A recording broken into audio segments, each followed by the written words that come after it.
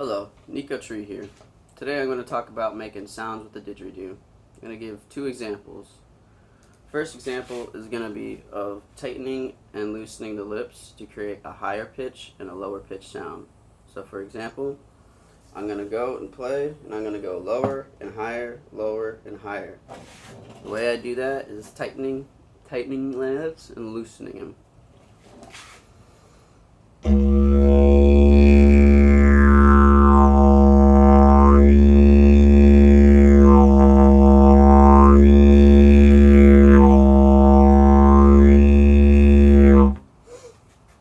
The way I'm doing that is basically my embouchure. I'm tightening the grip on my lips and then loosening them a little bit. When I tighten, it goes higher. When I loosen, it goes lower.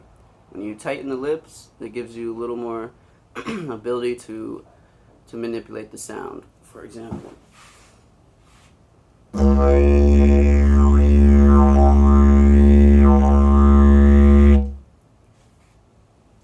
another way to do this, another way to make sounds is to basically yell or call through the didgeridoo.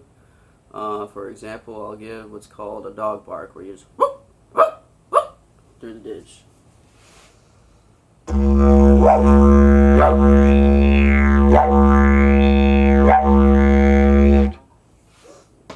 Another example is the kookaburra call.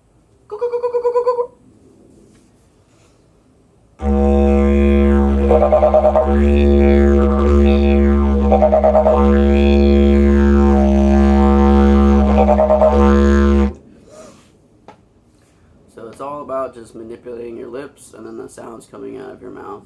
The tighter you go, the more higher pitch it is. The looser you have, the deeper it'll go.